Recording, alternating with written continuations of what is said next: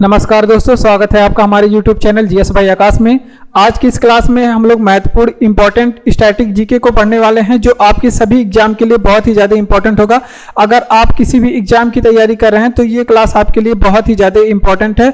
इस क्लास में जीएस के सभी सब्जेक्ट से प्रश्न लिए गए हैं जो बार बार एग्जामों में पूछे जाते हैं और पूछे गए हैं और पूछे जाने की संभावनाएं हैं। ठीक, तो इन प्रश्नों से भी संबंधित जितने भी इंपॉर्टेंट प्रश्न बनते हैं उन सभी प्रश्नों को भी हम लोग पढ़ते हैं। तो चलिए हम लोग अपने क्लास को शुरू करते हैं।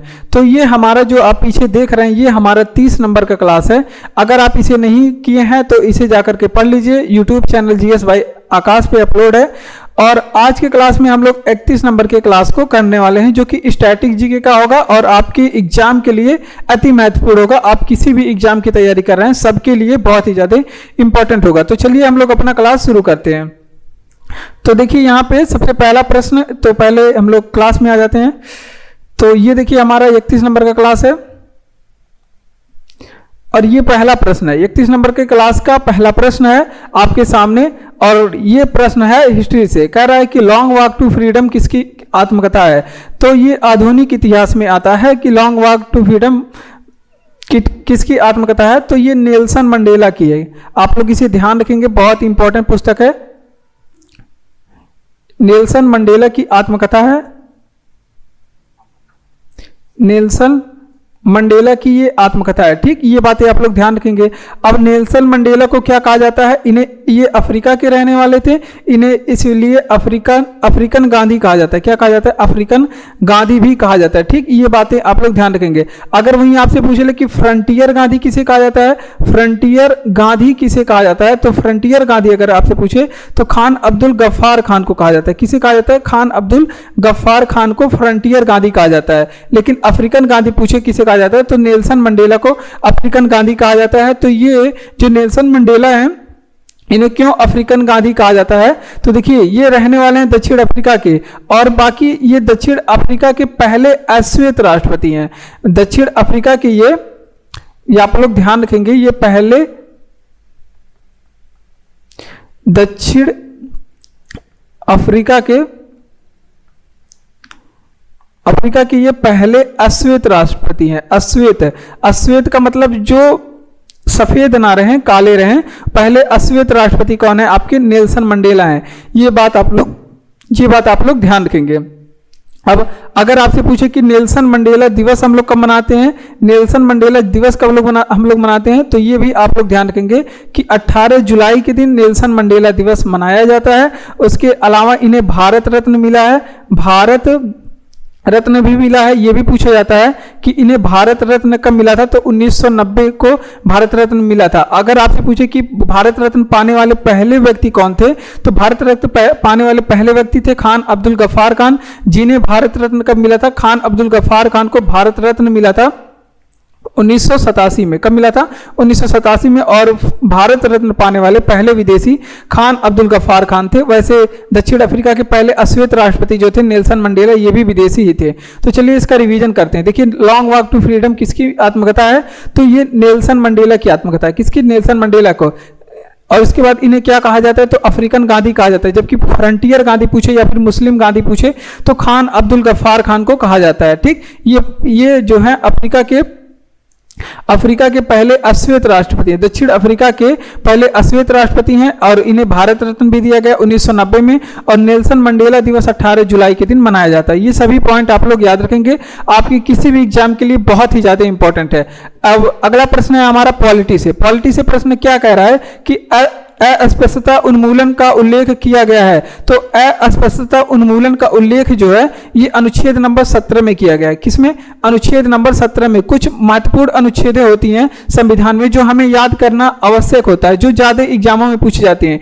जैसे अगर आपसे पूछे कि अनुच्छेद 16 में क्या चीजें दी गई हैं, अनुच्छेद 16 में क्या चीजें दी गई हैं, तो इसमें अवसर की समानता है। अनुच्छेद 16 में क्या है, अवसर की समानता है। ठीक, वहीं अनुच्छेद 17 आप लोग पढ़ लिए। अगर आपसे पूछे कि अनुच्छेद 18 में क्या दिया गया है, तो अनुच्छेद 18 में उपाधियों का अंत दिया गया है। क्या दिया गया है, उपाधियों का अंत दिया गया। ठीक, ये बातें आप लोग ध्यान रखेंगे। अगर आपसे पूछे कि वहीं पे अनुच्छेद 21 में किस बात के उल्लेख किया गया है, अनुच्छेद 21 में, तो इसमें प्राण एवं दैहिक स्वतंत्रता है। प्राण एवं दैहिक स्वतंत्रता है। ठीक, ये बातें आप लोग ध्यान रखेंगे। इसमें प्राण एवं दैहिक स्वतंत्रता है। अगर आपसे पूछे कि अनुच्छेद 21 के ए में क्या है, अगर आपसे पूछे कि अनुच्छेद 21 के ए में क्या है, तो अनुच्छेद 21 का ए है जो शिक्षा का अधिकार देता है। किसका अधिकार देता है? शिक्षा का अधिकार देता है। ठीक, अगर आपसे पूछ ले कि वहीं पे अनुच्छेद 25 में क्या कहा गया है, अनुच्छेद 25 में क्या कहा गया है, इसमें धार्मिक स्वतंत्रता की बात कही गई है। धार्मिक स्वतंत्रता की बात की गई है अनुच्छेद 25 में। तो ये पूरी आर्टिकल आप लोग याद रखेंगे, इतना चीजें आप लोग याद रखेंगे। जैसे अस्पष्टता का उन्मूलन का उल्लेख किया गया है, तो अस्पष्टता का उन्मूलन अनुच्छेद नंबर 17 में किया गया। किसे? अनुच्छेद नंबर 17 में। अगर आपसे पूछे कि अनुच्छेद 16 में किस चीज का उल्लेख किया गया, तो इसमें अवसर की समानता, लोक नियोजन में अवसर की समानता की बात की गई है। अनुच्छेद 18 में पूछ ले तो इसमें उपाधियों की अंत की बात की गई है। अगर आपसे पूछे कि अनुच्छेद 21 में क्या है, प्राण एवं दैहिक स्वतंत्रता है। अनुच्छेद 21 के ए में क्या है, तो इसमें शिक्षा का अधिकार दिया गया है। जबकि अनुच्छेद 25 पूछ ले तो इसमें धार्मिक स्वतंत्रता की बात कही गई है। ठीक, तो इतनी आप लोग ध्यान रखेंगे। पॉलिटी का प्रश्न था जो बहुत ही महत्वपूर्ण प्रश्न था, और संबंधित प्रश्न जो आपको बताए गए वो भी बहुत महत्वपूर्ण है। ठीक, और अगला प्रश्न है, किस राज्य में महोत्सव उत्सव मनाया जाता है? तो देखिए, उत्सव से संबंधित हमारे एग्जाम में प्रश्न बहुत पूछे जाते हैं, और ये होते हैं स्टैटिक के पार्ट। स्टैटिक जीके जब आप पढ़ेंगे तो उसमें सारी चीजें आप लोग को उत्सव से संबंधित, पुस्तकों से संबंधित, और फिर कौन सा फेस्टिवल कहाँ पे मनाया जाता है ये तो मिले, कौन सी जनजाति कहाँ पे है, देश में कौन सा चीज बड़ा है, कौन सा छोटा है, ये सभी चीजें आपको मिलेंगी जब आप लोग पढ़ेंगे स्टैटिक जी के। तो चलिए, किस राज्य में महोत्सव उत्सव मनाया जाता है? तो देखिए, महोत्सव उत्सव की बात करें तो ये नागालैंड में मनाया जाता है। कहाँ पे?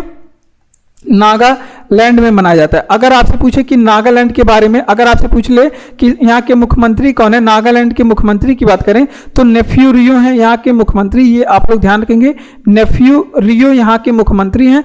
अगर आपसे पूछे कि नागालैंड की राजधानी क्या है, नागालैंड की अगर राजधानी पूछे तो कोहिमा होती है। नागालैंड की राजधानी क्या है? कोहिमा है। क्या है? कोहिमा यहाँ की राजधानी है। अगर आपसे पूछे कि हॉर्नबिल फेस्टिवल कहाँ पे मनाए जाते हैं,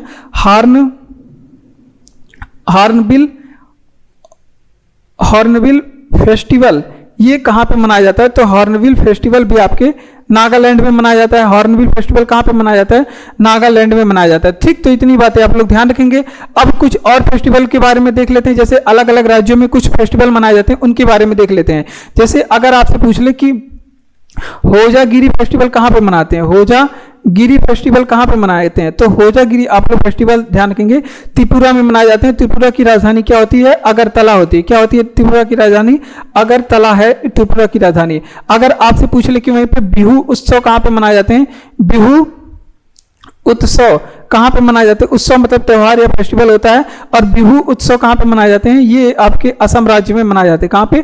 असम राज्य में बिहू उत्सव मनाए जाते हैं। इसके अलावा अगर आपसे पूछे कि नौका दौड़ उत्सव कहाँ पे मनाए जाते हैं, बड़ा बड़ा नाव होता है उससे दौड़ कराए जाते हैं, यानी कि रेस कराए जाते हैं पानी में, और नौका दौड़ नामक रेस कहाँ पे मनाए जाते हैं? ये केरल में मनाए जाते हैं, केरल में मनाए जाते हैं। तो इन सभी बातों को आप लोग ध्यान रखेंगे। चलिए इसका रिवीजन करते हैं। देखिए, अगर आपसे पूछे कि किस राज्य में महोत्सव उत्सव मनाया जाता है, तो ये नागालैंड में मनाया जाता है। नागालैंड के मुख्यमंत्री कौन है? नेफ्यू रियो है। कौन है? नेफ्यू रियो है। अगर आपसे पूछे कि नागालैंड की राजधानी क्या है, कोहिमा है। नागालैंड में हॉर्नबिल फेस्टिवल मनाया जाता है। होजागिरी फेस्टिवल कहाँ पे मनाया जाता है?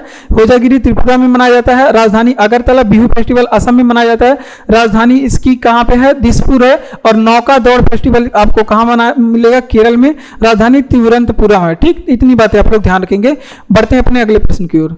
अगला प्रश्न है कि पानीपत की तीसरी लड़ाई किसके बीच लड़ा गया, और ये हिस्ट्री का प्रश्न है कि पानीपत का तीसरी लड़ाई किसके बीच में लड़ा गया था। तो बहुत ही इंपॉर्टेंट प्रश्न है। पानीपत का पहला, दूसरा, तीसरा युद्ध तीनों आप लोग को याद रखना चाहिए, और ये बहुत ही ज्यादा इंपॉर्टेंट है। पानीपत का जो तीसरा युद्ध लड़ा गया था वो 1961 नहीं 1761 में लड़ा गया था। पानीपत का तीसरा जो युद्ध हुआ था 1761 में, और ये किसके बीच में हुआ था? एक तरफ से मराठा और एक तरफ से अहमद शाह अब्दाली, यानी कि कौन थे? अफगान थे, लेकिन एक आप लोग लिखेंगे अहमद शाह अब्दाली। कौन था? अहमद शाह अब्दाली था। कौन था? अहमद शाह अब्दाली था एक तरफ। ठीक, और अहमद शाह अब्दाली इसमें विजयी होता है। अहमद शाह अब्दाली इसमें विजयी होता है, और अहमद शाह अब्दाली जो है ये अफगान वंश का रहता है। किस वंश का? अफगान वंश का होता है। ये भी आप लोग ध्यान रखेंगे। और मराठा की बात करें, और अगर आपसे पूछ ले कि मराठा का नेतृत्व किसने किया था, तो सदाशिवराव भाऊ ने किया था। किसने? अगर आपसे पूछे कि मराठा का नेतृत्व किसने किया था, तो सदाशिव राव भाव ने मराठा का नेतृत्व किया था। तो ये था आपका पानीपत का लड़ाई। अगर आपसे पूछे कि पानीपत, अगर आपसे पूछे कि किस जगह पे स्थित है, अगर आपसे पूछे कि पानीपत किस जगह पे वर्तमान समय में स्थित है, तो ये हरियाणा में स्थित है। कहाँ पे? हरियाणा में स्थित है। इतनी बातें आप लोग यहाँ से ध्यान रखेंगे। चलिए इसका रिवीजन करते हैं कि पानीपत की तीसरी वाली जो लड़ाई थी वो किसके बीच लड़ी गई थी। तो पानीपत की जो तीसरी वाली लड़ाई थी वो 1761 में मराठा वर्सेस अहमद शाह अब्दाली के बीच में लड़ा गया था। मराठा और अहमद शाह अब्दाली के बीच में लड़ा गया था और इसमें विजयी कौन हुआ था? तो अहमद शाह अब्दाली विजयी हुआ था। अहमद शाह अब्दाली अफगान वंश का था जिसे दुर्रानी भी कहा जाता है। अफगान वंश का था जिसे दुर्रानी भी कहा जाता है। उसके बाद अगर आपसे पूछे कि नेतृत्व किसने किया था मराठा का, तो मराठा का नेतृत्व सदाशिव राव भाव ने किया था। किसने? पानीपत स्थित कहां पे है? तो ये हरियाणा में स्थित है। किस नदी का उद्गम मध्य प्रदेश से होती है? तो मध्य प्रदेश से कई नदियां निकलती हैं और ये इंडियन जियोग्राफी का प्रश्न है। मध्य प्रदेश से कई नदियां निकलती हैं, लेकिन अब इंपॉर्टेंट नदियों के बारे में देख लेते हैं। जैसे अगर आपसे पूछे कि सबसे मोस्ट इंपॉर्टेंट नर्मदा नदी की बात करें, कहां से निकलती है? मध्य प्रदेश से निकलती है। उसके अलावा ताप्ती नदी की बात करें, मध्य प्रदेश से निकलती है। चंबल नदी की बात करें, मध्य प्रदेश से निकलती है। ठीक, चंबल नदी की बात करें मध्य प्रदेश से निकलती है। अगर आपसे पूछे कि सोन नदी कहां से निकलती है? मध्य प्रदेश से। सिंध नदी कहां से निकलती है? मध्य प्रदेश से। केन नदी कहां से निकलती है? तो ये सभी नदियां आपके कहां से निकलती हैं? मध्य प्रदेश से निकलती हैं। तो इसे आप लोग ध्यान रखेंगे। ठीक, तो ये सभी बातें आप लोग ध्यान रखेंगे। इसके अलावा क्षिप्रा मोस्ट इंपॉर्टेंट नदी है जिसके किनारे उज्जैन शहर बसा हुआ है, वो भी मध्य प्रदेश से निकलता है। माही नदी जो क्या बोलते हैं, माही नदी जो आपके कर्क रेखा को 2 बार काटती है राजस्थान में, वो भी मध्य प्रदेश से ही निकलता है। ठीक, अगर आपसे पूछे कि वैसे नर्मदा नदी का उद्गम कई बार एग्जाम में पूछा गया, प्रॉपर किस जगह पे है? तो ये अमरकंटक से है। कहां पे? अमरकंटक की पहाड़ी से इसका उद्गम हुआ है। ठीक, अगर आपसे पूछे कि ताप्ती नदी की बात करें, ताप्ती नदी ये भी इंपॉर्टेंट है, एग्जाम में कई बार पूछा गया है, प्रॉपर किस जगह से निकलती है? तो ये बैतूल जिला मध्य प्रदेश से निकलती है। कहां पे? बैतूल जिला मध्य प्रदेश से निकलती है। तो ये भी आप लोग ध्यान रखेंगे। तो इतनी बातें आप लोग ध्यान रखेंगे। अब नर्मदा ताप्ती ये दोनों नदियां अपना अगर आपसे पूछ ले कि मुहाना कहां पे बनाती है, मुहाना का मतलब होता है जल कहां पे गिराती हैं, तो ये दोनों अरब सागर में जल गिराती है और अपने भ्रंश घाटी में बहते हुए अरब सागर में जाकर के अपना जल गिराती हैं। तो ये बातें आप लोग ध्यान रखेंगे। किस नदी का उद्गम मध्य प्रदेश से होता है? तो नर्मदा, ताप्ती, चंबल, सोन, सिंध, केन, बेतवा, ये सभी नदियों का उद्गम, केन बेतवा तो नहीं है, क्षिप्रा, माही, इन सभी नदियों का, बेतवा भी है, तो इन सभी नदियों का कहां से उद्गम होता है? मध्य प्रदेश से होता है। ठीक, तो ये सभी नदियां एक साथ आपको बता दी हैं। आप लोग इसे कॉपी में नोट करेंगे, 2-3 बार 4 बार पढ़ेंगे तो ऑप्शन मिलने पे आप लोग जरूर कर लेंगे इसे। उसके अलावा अगर आपसे पूछे कि नर्मदा नदी का उद्गम कहां से होता है, तो अमरकंटक की पहाड़ी से इसका उद्गम होता है। लंबाई पूछेगा तो 1312 किलोमीटर बताएंगे। अगर आपसे पूछे कि मुहाना कहां पर बनाती है, तो अरब सागर में। वहीं ताप्ती नदी की बात करें कहां से उद्गम होता है, तो बैतूल जिला से। और ये मुहाना कहां पर बनाती है, तो अरब सागर में। ठीक, और आगे प्रश्न है कि मानस राष्ट्रीय उद्यान किस राज्य में स्थित है? मानस राष्ट्रीय उद्यान वगैरह ये इंडियन जियोग्राफी का पार्ट है, लेकिन आप लोग इसे स्टैटिक में पढ़ेंगे तो सब चीज आपको तैयार हो जाएगा। देखिए, मानस राष्ट्रीय उद्यान पूछ ले, मानस पूछ ले राष्ट्रीय उद्यान, या फिर रायमोना राष्ट्रीय उद्यान पूछ ले, रायमोना राष्ट्रीय उद्यान पूछ ले, या फिर अगर आपसे पूछे कि देहिंग पटकाई राष्ट्रीय उद्यान कहां पे है, देहिंग पटकाई नेशनल पार्क कहां पे है, या फिर अगर आपसे पूछे कि ओरंग नेशनल पार्क कहां पे स्थित है, ओरंग नेशनल पार्क कहां पे स्थित है, या फिर आपसे पूछ ले, अगर आपसे पूछ ले कि मानस हो गया और एक सिंह वाले गैंडे के लिए काजीरंगा अगर आपसे पूछ ले कि कहां पे स्थित है, तो ये सभी जो नेशनल पार्क हैं, 5 नेशनल पार्क हुआ। काजीरंगा नेशनल पार्क पूछ ले तो ये सभी जो नेशनल पार्क हैं, इसके अलावा नामेरी नेशनल पार्क ये सभी पूछ ले। और डिब्रूगढ़ एक नेशनल पार्क है, डिब्रू सैखोवा करके, यहां पे लिखेंगे आप लोग डिब्रू सैखोवा नेशनल पार्क कहां पे स्थित है, डिब्रू सैखोवा नेशनल पार्क कहां पे स्थित है। तो ये सभी जो नेशनल पार्क हैं, ये सभी नेशनल पार्क हैं आपके असम में। कहां पे? असम राज्य में। ये 6-7 नेशनल पार्क आप लोग याद रखेंगे, ये सभी कहां पे हैं? असम में। ठीक, ये बातें आप लोग ध्यान रखेंगे। तो इतनी चीजें यहां पे आप लोग ध्यान रखेंगे। बहुत सारा नेशनल पार्क हो गया, इसका रिवीजन करेंगे। मानस राष्ट्रीय उद्यान असम में है, रायमोना नेशनल पार्क असम में है, देहिंग पटकाई नेशनल पार्क असम में है, ओरंग नेशनल पार्क असम में है। उसके बाद काजीरंगा राष्ट्रीय उद्यान एक सिंह वाले गैंडे के लिए प्रसिद्ध है। यहाँ पे लिख लीजिए, एक सींग वाले गैंडे के लिए प्रसिद्ध है, एक सींग वाले गैंडे के लिए प्रसिद्ध है। और नामेरी नेशनल पार्क असम में है, और डिब्रू सैखोवा नेशनल पार्क ये सभी असम में है। ठीक, तो ये पूरी बातें आप लोग यहाँ पे ध्यान रखेंगे। किस ग्रह पे नासा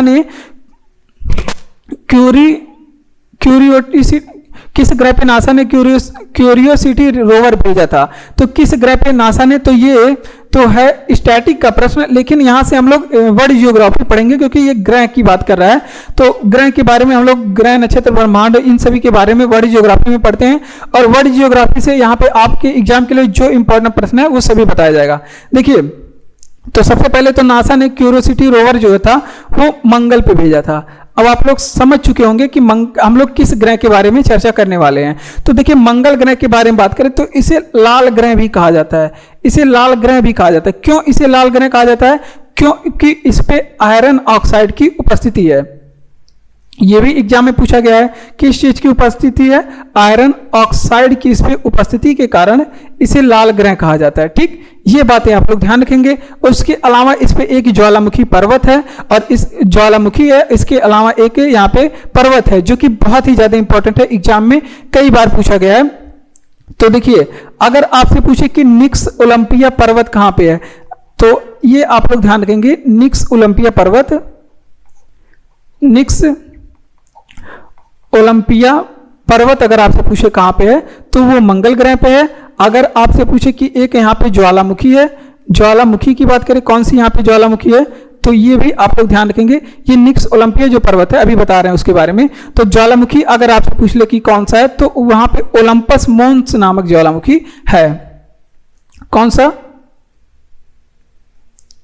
ओलंपस मोन्स नामक ज्वालामुखी यहाँ पे स्थित है। अगर आपसे पूछे कि निक्स ओलंपिया पर्वत कहाँ पे स्थित है, तो मंगल ग्रह पे है। और ये निक्स ओलंपिया जो पर्वत है ये हिमालय का लगभग 3 गुना है, हिमालय का ये लगभग 3 गुना है, ये आप लोग ध्यान रखेंगे। चलिए हम लोग इसका रिवीजन करते हैं। देखिए, किस ग्रह पे नासा ने क्यूरियोसिटी रोवर भेजा था? तो नासा ने मंगल ग्रह पे क्यूरियोसिटी रोवर भेजा था। और मंगल ग्रह को क्या कहा जाता है? इसे लाल ग्रह भी कहा जाता है। क्यों लाल ग्रह कहा जाता है? क्योंकि यहाँ पे आयरन ऑक्साइड की उपस्थिति है। और यहाँ पे मंगल ग्रह पे एक निक्स ओलंपिया पर्वत है जो कि हिमालय का 3 गुना बड़ा है। उसके अलावा ज्वालामुखी पर्वत यहाँ पे ओलंपस मोन्स है। अगर आपसे पूछे कि मंगल का उपग्रह बताइए, तो 2 उपग्रह इसके पास है, डोमोस और फोबोस। ठीक, डीमोस और फोबोस नामक 2 उपग्रह है, ये आप लोग ध्यान रखेंगे। डीमोस और फोबोस नामक यहाँ पे 2 उपग्रह है। तो ये बातें आप लोग ध्यान रखेंगे। चलिए इसका रिवीजन कर, तो ये बातें आप लोग ध्यान रखेंगे। अगला प्रश्न है कि उगादी त्योहार किस राज्य को में मनाया जाता है? तो यहाँ पे देखिए, फेस्टिवल से फ्री प्रश्न आ गया, और ये सभी आपके एग्जाम के लिए बहुत ही ज्यादा इंपॉर्टेंट है। अगर आप यूपीपी का एग्जाम दे रहे हैं, या फिर उत्तर प्रदेश का कोई एग्जाम दे रहे हैं, बिहार स्टेट का एग्जाम दे रहे हैं, या फिर रेलवे का एग्जाम दे रहे हैं, या फिर एसएससी का एग्जाम दे रहे हैं, तो ये सभी के लिए इंपॉर्टेंट है। उगादी त्योहार को किस राज्य में मनाया जाता है? तो देखिए, ये उगादी जो त्योहार है ये कर्नाटक में मनाया जाता है। कहां पे? कर्नाटक में। इसके अलावा और भी राज्यों में मनाया जाता है। तो ये आप लोग ध्यान रखेंगे, ये उगादी त्योहार है जो ये 9 वर्ष पे मनाया जाता है, 9 वर्ष पर मनाया जाता है। ये केवल कर्नाटक में नहीं मनाया जाता है, और भी प्रदेशों में, जैसे आंध्र प्रदेश में मनाया जाता है, आंध्र प्रदेश में भी मनाया जाता है। जरूरी नहीं है कि एक फेस्टिवल एक ही जगह पर मनाया जाए, जो ज्यादा मुख्य होता है उसको बताया जाता है। उगादी फेस्टिवल महाराष्ट्र की भी कुछ साइड में मनाया जाता है, महाराष्ट्र के कुछ साइड में मनाया जाता है, तेलंगाना साइड में भी मनाया जाता है। तो मुख्य रूप से आप लोग कर्नाटक को इसमें आप लोग याद रखेंगे। और कुछ त्योहार जगह अगर आपसे पूछे कि पोंगल त्योहार कहाँ पे मनाए जाते हैं, तो ये तो बहुत फेमस है, ये तमिलनाडु में मनाए जाते हैं। कहाँ पे? तमिलनाडु में मनाए जाते हैं। उसके अलावा ओणम पूछ ले, ओणम फेस्टिवल कहाँ पे मनाया जाता है? ये केरल में मनाया जाता है। कहाँ पे? केरल में। उसके अलावा संघाई फेस्टिवल कहाँ पे मनाया जाता है? संघाई फेस्टिवल कहाँ पे मनाया जाता है? ये मणिपुर में मनाया जाता है। कहाँ पे? मणिपुर में मनाया जाता है। तो ये सारी बातें आप लोग ध्यान रखेंगे। तो चलिए इसका रिवीजन करेंगे, ये सभी आप लोग कॉपी में नोट करेंगे कि उगादी त्योहार किस राज्य में मनाया जाता है? कर्नाटक में मनाया जाता है। इसके अलावा आंध्र प्रदेश, महाराष्ट्र में भी उगादी त्योहार मनाया जाता है। पोंगल पूछ ले कहाँ पे मनाया जाता है? तमिलनाडु में मनाया जाता है। ओणम पूछ ले केरल में मनाया जाता है। संघाई पूछ ले मणिपुर में मनाया जाता है। और उगादी त्योहार जो है ये 9 वर्ष पे मनाया जाता है, नए साल पे मनाया जाता है। प्रथम लोकसभा का गठन कब हुआ था? प्रथम लोकसभा पूछ ले, या फिर प्रथम राज्यसभा पूछ ले, प्रथम लोकसभा या प्रथम राज्यसभा का गठन कब पूछ ले तो 1952 में हुआ था। अगर आपसे पूछे कि लोकसभा किस अनुच्छेद में है, अगर आपसे पूछे लोकसभा किस अनुच्छेद में 81, अगर राज्यसभा पूछे किस अनुच्छेद में है तो ये अनुच्छेद नंबर 80 में है, ठीक, अनुच्छेद नंबर 80 में। अगर वहीं पे संसद पूछ ले किस अनुच्छेद में, संसद, तो ये 79 अनुच्छेद में, किसमें 79 नंबर अनुच्छेद में, ठीक। अब यहीं पे लोकसभा के बारे में बात करेंगे, लोकसभा के बारे में बात करेंगे। अगर आपसे पूछे कि लोकसभा के पहले अध्यक्ष कौन थे, लोकसभा के पहले अध्यक्ष कौन थे, तो लोकसभा के पहले जो अध्यक्ष थे वो आपके कौन थे, लोकसभा के जो पहले अध्यक्ष थे वर्तमान समय में ओम बिरला हैं, लेकिन लोकसभा के अगर आपसे पूछे कि पहले अध्यक्ष कौन थे तो आप लोग ध्यान रखेंगे जीवी मावलंकर थे। कौन थे, जीवी मावलंकर लोकसभा के पहले अध्यक्ष थे। अगर आपसे पूछे कि लोकसभा के वर्तमान समय में अध्यक्ष कौन है तो वर्तमान समय में लोकसभा के अध्यक्ष कौन है, ओम बिरला। कौन है, लोकसभा के वर्तमान अध्यक्ष ओम बिरला हैं, ठीक। अगर आपसे पूछे कि ओम बिरला किस नंबर के, ये 17वीं लोकसभा चल रही है, वर्तमान समय लोकसभा किस नंबर की चल रही है, 17वीं लोकसभा चल रही है। अगर आपसे पूछे कि लोकसभा सदस्यों की आयु कितनी होती है तो लोकसभा सदस्य बनने के लिए 25 वर्ष आयु होती है। अगर आपसे पूछे कि लोकसभा सदस्यों का कार्यकाल कितने वर्ष का होता है तो इनका कार्यकाल 5 वर्ष पे होता है। ये इसको कभी भी भंग किया जा सकता है, भंग कौन करता है, राष्ट्रपति करते हैं। तो ये बातें आप लोग ध्यान रखेंगे। इसके अलावा प्रथम लोकसभा का गठन कब हुआ था तो ये लोकसभा पूछे तो या फिर राज्यसभा 1952 में गठन हुआ था। लोकसभा किस अनुच्छेद में, 81 में, संसद किस अनुच्छेद में, 79 है, राज्यसभा का गठन अनुच्छेद 80 है। उसके अलावा लोकसभा के बारे में बात करें तो पहले अध्यक्ष जीवी मावलंकर, वर्तमान समय में इसके अध्यक्ष ओम बिरला हैं। 17वीं लोकसभा वर्तमान समय में चल रही है। उसके अलावा अगर आपसे पूछे कि इनका कार्यकाल कितने वर्ष का होता है तो 5 साल का लोकसभा के सदस्यों का कार्यकाल होता है। बढ़ते हैं अपने अगले प्रश्न की ओर। और अगला प्रश्न कि अखिल भारतीय हरिजन संघ की स्थापना किसने की थी तो आप लोगों ने एक लोग का तो नाम सुना होगा, महात्मा गांधी का। आप लोगों ने तो महात्मा गांधी का नाम सुना होगा। महात्मा गांधी इन्होंने ही कहा था, इन्होंने ही किया था अखिल भारतीय हरिजन संघ की स्थापना। अखिल भारतीय हरिजन संघ की अगर आपसे पूछे कि स्थापना कब हुई थी तो ये आप लोग नोट करेंगे 1932 में। अगर आपसे पूछे कि महात्मा गांधी के बारे में कुछ चीजें तो हरिजन पत्रिका अगर आपसे पूछ ले किसकी है, हरिजन नामक पत्रिका किसकी है तो भी महात्मा गांधी की। अगर आपसे पूछे कि दलितों को हरिजन किसने कहा था, दलितों को हरिजन किसने कहा था, दलितों को हरिजन किसने कहा था तो ये आप लोग ध्यान रखेंगे महात्मा गांधी जी ने कहा था। अब एक मोस्ट इंपॉर्टेंट प्रश्न, जब दलित आ गए तो अगर आपसे पूछे कि पूना पैक्ट कब हुआ था, पूना पैक्ट कब हुआ था और किसके बीच में हुआ था तो पूना पैक्ट जो है ये सितंबर 1932 में हुआ था। कब, सितंबर 1932 में। अब पूना पैक्ट किसके किसके बीच में हुआ था तो ये पैक्ट मतलब समझौता, पैक्ट मतलब समझौता। अगर आपसे पूछे कि किसके बीच में हुआ था तो ये आप लोग ध्यान रखेंगे महात्मा गांधी के बीच में, महात्मा गांधी वर्सेस महात्मा गांधी और भीमराव अंबेडकर के बीच में, भीमराव अंबेडकर के बीच में पूना पैक्ट हुआ था, ठीक। इसके अलावा असहयोग आंदोलन कब चलाए गांधी जी ने, उसके अलावा नमक कानून तोड़ो कब किए, ये सभी चीजें, चंपारण सत्याग्रह 1917 में, सारी चीजें आप लोग को बताया गया है, ठीक। इतनी चीजें इस प्रश्न से याद रखेंगे। अखिल भारतीय हरिजन संघ की स्थापना कब हुई, किसने किया तो 1932 में स्थापना हुई, महात्मा गांधी जी ने किया। उसके बाद हरिजन नामक पत्रिका किसकी है तो वो हरिजन पत्रिका किसकी है तो महात्मा गांधी जी की है। और दलितों को हरिजन किसने कहा था तो महात्मा गांधी जी ने कहा था। पूना पैक्ट ये भी एग्जाम में पूछा गया, पूना पैक्ट सितंबर 1932 की घटना है और महात्मा गांधी वर्सेस अंबेडकर के बीच में हुआ था। आर्य समाज की स्थापना किसने की थी तो देखिए आर्य समाज की स्थापना अगर आपसे पूछ ले तो या फिर अगर आपसे पूछे कि शुद्धि आंदोलन के संस्थापक कौन थे, शुद्धि आंदोलन के संस्थापक कौन थे, आंदोलन शुद्धि आंदोलन के संस्थापक क्या कौन थे। या फिर अगर आपसे पूछे कि सत्यार्थ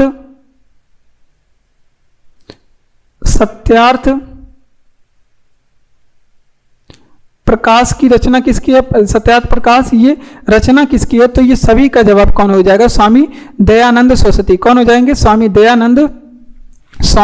दयानंद सरस्वती, ठीक। ये बातें आप लोग ध्यान रखेंगे। अब स्वामी दयानंद सरस्वती के बारे में अगर आपसे पूछ लेगा कि इनका मूल नाम क्या था तो इनका मूल नाम था इनका मूल नाम था क्या था, मूल शंकर। इनका मूल नाम था मूल शंकर, ये बात आप लोग ध्यान रखेंगे, इनका मूल नाम मूल शंकर था। स्वामी दयानंद सरस्वती के बारे में बात करेंगे, इन्होंने एक नारा दिया था कि वेदों की ओर लौटो, वेदों की ओर लौटो का नारा किसने दिया था? वेदों की ओर लौटो का नारा स्वामी दयानंद सरस्वती ने दिया था। अगर आर्य समाज के नारा की बात करें, यहाँ पे लिख लेते हैं, अगर आपसे पूछे कि आर्य समाज का नारा क्या है, तो आर्य समाज का नारा था, यहाँ पे नोट कर लेते हैं यहाँ पे, अगर आपसे पूछे कि आर्य समाज का नारा क्या था, इनका नारा था भारत भारतीयों के लिए है, भारत भारतीयों के लिए है। तो ये किसका नारा था? आर्य समाज का नारा था। सबसे प्राचीनतम वेद कौन सा है? तो सबसे प्राचीन वेद पूछे या फिर सबसे नवीन वेद पूछे? तो सबसे प्राचीन वेद पूछे तो आप लोग क्या बताएंगे? सबसे प्राचीन वेद पूछेगा तो आप लोग बताएंगे ऋग्वेद।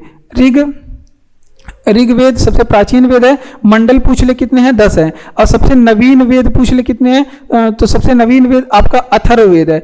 अथर्ववेद सबसे ज्यादा नवीन वेद है। ये बातें आप लोग ध्यान रखेंगे, ये बातें आप लोग ध्यान रखेंगे। और आर्य समाज की स्थापना 1975 में हुई थी, ये भी इंपॉर्टेंट है। अगर आपसे पूछे कि कहाँ पे हुई थी, तो मुंबई में हुई थी, ये भी बातें इंपॉर्टेंट है। ठीक। और अथर्ववेद की सबसे नवीन वेद है और ऋग्वेद सबसे पुराना वेद है। ऋग्वेद सबसे पुराना वेद है। ये दोनों बातें आप लोग ध्यान रखेंगे। अगर आपसे पूछे कि ऋग्वेद की अगर आपसे पूछे कि रचना कब हुई थी, ऋग्वेद की रचना कब हुई थी, तो ये ऋग्वैदिक काल में इसकी रचना हुई थी। कब? ऋग्वैदिक काल में इसकी रचना हुई थी। अब इसके तीसरे मंडल में किस चीज का उल्लेख है, इसके 9वें मंडल में किस चीज का उल्लेख है और इसके 10वें मंडल में किस चीज का उल्लेख है, तीनों पूछा जाता है। तो जो तीसरा मंडल है इसमें गायत्री मंत्र का उल्लेख है। किसका? गायत्री मंत्र का उल्लेख है। ये आप लोग ध्यान रखेंगे। 9वें मंडल में क्या है? सोम देवता को समर्पित है। जो 9वां मंडल है सोम देवता को समर्पित है 9वां मंडल। ठीक। ये बातें आप लोग ध्यान रखेंगे। इसके अलावा अगर 10वें मंडल में बात करें किस चीज का उल्लेख है, तो 10वें मंडल में चतुष्वर्ण समाज की उल्लेख है। किसका?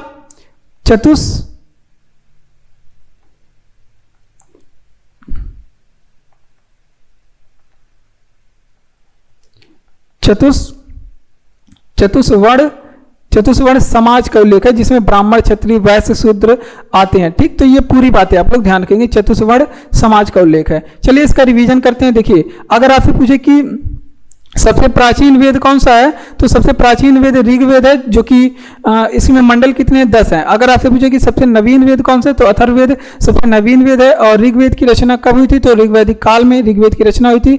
गायत्री मंत्र का उल्लेख ऋग्वेद के तीसरे मंडल में, सोम देवता को समर्पित ऋग्वेद का 9वां मंडल है, और चतुष्वर्ण समाज का जो उल्लेख है वो 10वें मंडल में है। तो ये सारी बातें आप लोग ध्यान रखेंगे। बढ़ेंगे अपने अगले प्रश्न की ओर। अगला प्रश्न है कि भारत में राष्ट्रीय शिक्षा दिवस कब मनाया जाता है? तो भारत में जो राष्ट्रीय शिक्षा दिवस है 11 नवंबर के दिन मनाया जाता है। कब? 11 नवंबर के दिन। राष्ट्रीय शिक्षा दिवस किसके जन्मदिन पे मनाया जाता है? तो ये बातें आप लोग ध्यान रखेंगे। ये अगर आपसे पूछे तो अबुल कलाम आजाद के जन्मदिन पे मनाया जाता है। किसके जन्मदिन पे?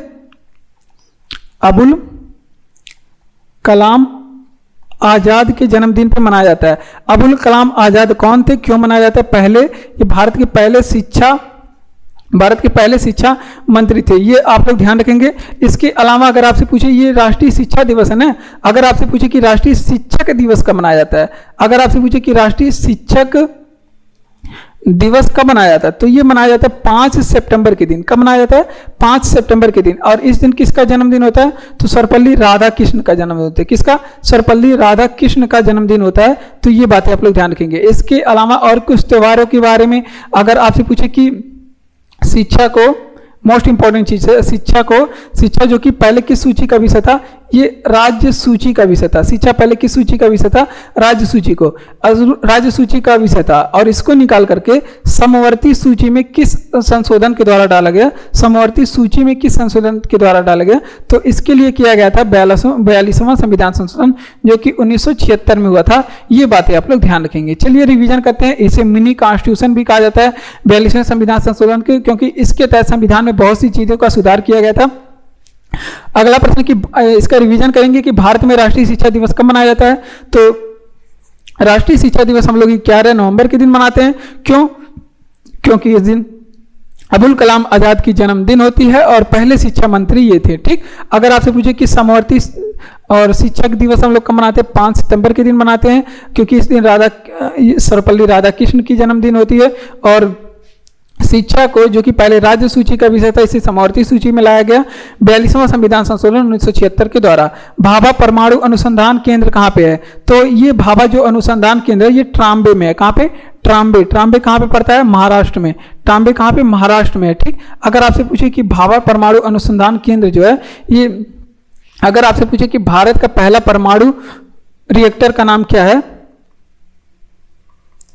भारत का पहला परमाणु रिएक्टर, भारत का पहला परमाणु रिएक्टर पूछेगा तो इसका नाम क्या है? अप्सरा। क्या है? अप्सरा है भारत का पहला परमाणु रिएक्टर, जिसका नाम क्या है? अप्सरा है। भारत का पहला परमाणु ऊर्जा केंद्र कहां पे खुला? पहला परमाणु ऊर्जा केंद्र कहां पे खोला गया था? तो भारत में पहला परमाणु ऊर्जा केंद्र कहां पे खोला गया था? यहीं पे तारापुर महाराष्ट्र में खोला गया था। कहां पे?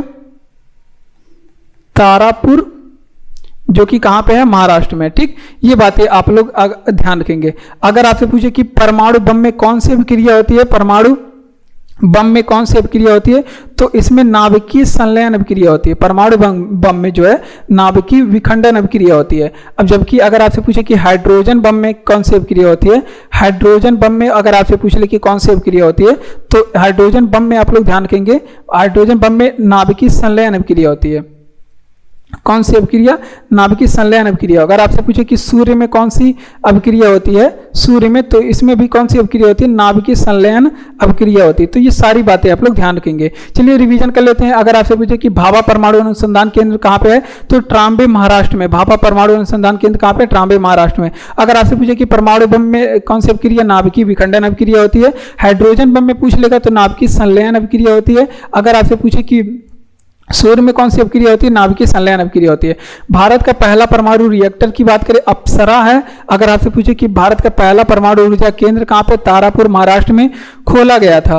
अगला प्रश्न कि बारदोली सत्याग्रह, बारदोली सत्याग्रह अगर आपसे पूछे कि कब हुआ था, तो बारदोली सत्याग्रह 1928 में हुआ था। अगर आपसे पूछे कि बारदोली कहां पे है, किस जगह पे ये सत्याग्रह हुआ था, तो ये भी आप लोग ध्यान रखेंगे, गुजरात में। गुजरात में। अगर आपसे पूछे कि बारदोली सत्याग्रह का नेतृत्व किसने किया था, बारदोली सत्याग्रह का नेतृत्व किसने किया था, तो सरदार वल्लभ भाई पटेल ने किया था। किसने? सरदार वल्लभ भाई पटेल ने किया था। अब अगर आपसे पूछे कि इसके जांच के लिए एक समिति बनाई गई थी, जिसे क्या कहते हैं? Max Broomfield committee, Maxwell Broomfield committee कहते हैं। क्या कहते हैं? तो इसके जांच के लिए एक समिति बनाई गई थी जिसका नाम है मैक्सवेल ब्रूमफील्ड कमेटी। ठीक, ये बातें आप लोग ध्यान रखेंगे। और सरदार वल्लभ भाई पटेल के बारे में यहाँ पे बारदोली आंदोलन अगर आपसे पूछे कि ये क्यों शुरुआत हुआ था, बारदोली आंदोलन की शुरुआत क्यों की गई थी, तो ये आप लोग ध्यान रखेंगे कि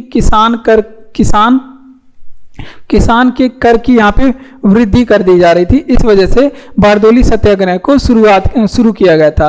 और सरदार पटेल को यहाँ पे, सरदार जो पटेल थे आपको, इन्हें एक उपाधि मिली थी। तो सरदार वल्लभ भाई पटेल को एक उपाधि मिली थी। और ये पूछा जाता है कि किसने दिया था, तो ये भी आप लोग ध्यान रखेंगे कि बारदोली की महिलाओं ने दिया था इनको सरदार की उपाधि। तो चलिए इसका रिवीजन कर लेते हैं। जैसे बारदोली सत्याग्रह कब हुआ था, तो 1928 की घटना है। बारदोली सत्याग्रह कब की घटना है? 1928 की। बारदोली कहाँ, किस जगह पे है? गुजरात की ये घटना है। अगर आपसे पूछे कि इसका नेतृत्व किसने किया था, सरदार वल्लभ भाई पटेल ने किया था। लेकिन इस जो आंदोलन है इसकी जांच के लिए मैक्सवेल ब्रूमफील्ड कमेटी बनाई गई थी, मैक्सवेल ब्रूमफील्ड कमेटी बनाई गई थी। और बारदोली सत्याग्रह क्यों किया गया था? क्योंकि किसान के करों में यहाँ पे वृद्धि की जा रही थी ब्रिटिश साम्राज्य के द्वारा। और अगर आपसे पूछे कि सरदार पटेल को बारदोली की महिलाओं ने सरदार की उपाधि दी थी, कैसी उपाधि दी थी? सरदार की उपाधि दी थी। ठीक, इतनी बातें आप लोग ध्यान रखेंगे। अब बढ़ेंगे अपने अगले प्रश्न की ओर। तो अगर आपको क्लास अच्छा लग रहा हो तो चैनल को सब्सक्राइब करिए, वीडियो को लाइक करिए, शेयर करिए अपने दोस्तों में। कमेंट बॉक्स में अगर कमेंट करके बताएंगे आपको ये वीडियो कैसा लग रहा है, क्लास आपको कैसा लग रहा है, तो हमें बहुत अच्छा लगेगा। पीडीएफ आपको टेलीग्राम चैनल का लिंक डिस्क्रिप्शन में दिया गया है, आप लोग वहां पर जाकर के इसका पीडीएफ पा सकते हैं। ठीक, बढ़ेंगे अपने अगले प्रश्न की ओर। अब हमारा अगला प्रश्न कह रहा है कि सिख धर्म में खालसा पंथ की स्थापना किसने की थी? तो सिख धर्म में खालसा पंथ की स्थापना की बात करें, जो सिखों के 10वें गुरु थे जिनका नाम था गुरु गोविंद सिंह। किसने किया था? गुरु गोविंद सिंह। इन्होंने खालसा पंथ की स्थापना किया था। और गुरु गोविंद सिंह किस नंबर के गुरु थे? 10वें नंबर के गुरु थे। इन्होंने खालसा पंथ की स्थापना किया था।